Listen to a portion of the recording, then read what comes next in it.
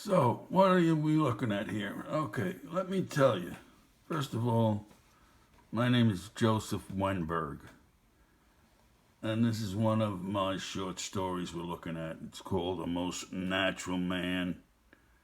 This is copyrighted material. And what I'm going to do is try to videotape it while it's being displayed on this laptop screen, so that if we're somewhat successful, you'll be able to read it and hear it.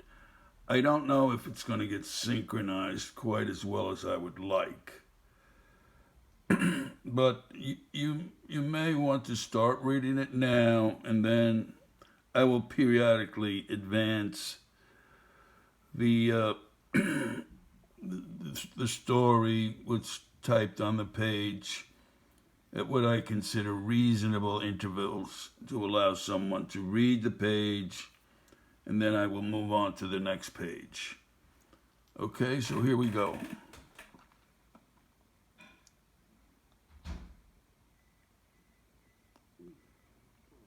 Years ago, when I was just being out of the Vietnam and on my way to Roscoe, that preeminent of wayside stops between New York and Binghamton, speeding as I was, all headed thinking of the balsam forest of the Catskill Mountains, the dairy farms, the hidden valleys tucked away not only from the greater world, but also from my boyhood memory.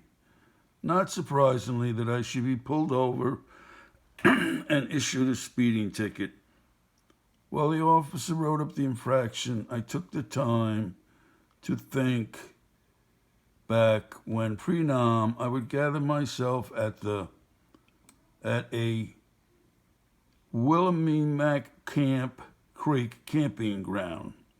That's where I ran into a Jersey man who ascribed to a particular worldview of poor diet and the attendant heartburn following.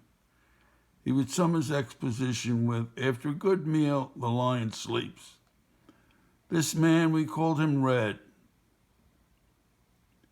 drank Genesee cream ale until he found out the brewery was owned by the Moonies.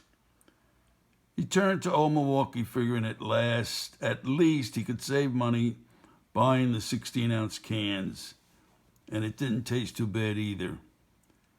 After 2 cans, he took on the aspects of a Zen master with more than enough patience to wrench from the creek one of those fingerlings the DEC stocked the willowy mock with. I was just past 18, Red was in his 50s, and so was his wife. He called her Babe, although sometimes I could have sworn he called her Babs. Her taste for ale never quit, and she liked to smoke joints, mostly supplied by other campers. Babe played the guitar, not well, but gelling with the smoky smells, and she worked the barbecue to perfection. Year after year, the campers made Red and Babe the ad hoc gurus of the park. That's all I know of them. After I was settled in and had greeted my fellow campers, I would go off on my own and find an isolated spot, usually managing a flat rock at the creek's edge and dangling my feet in the cold water. The willows did their dance. I would be half an hour entranced by the elegance of the place. Red would come walking the stream, casting for a trout, or he would simply appear out of the woods on the opposite shore. He and Babe had walkie-talkies.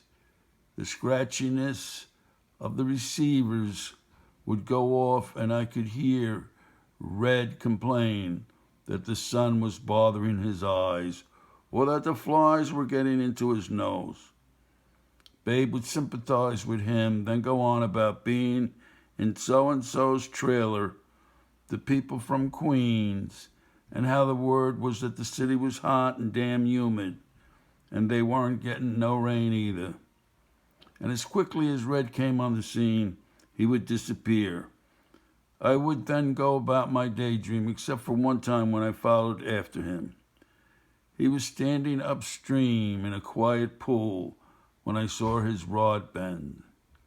The fish gave a little sport, but Red soon had it in his creel. On the shore, he cleaned the fish and ate it raw, adding only some lemon juice he carried for such an occasion. After digesting his meal for a few minutes, he went behind some reeds, crouched, and relieved himself. This, I said to myself, is truly a most natural man. I was inclined at the time to model myself after him. Of course, Nam got in the way.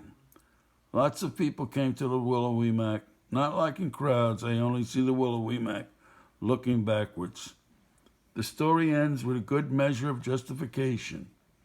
New York State troopers wrote up the violation.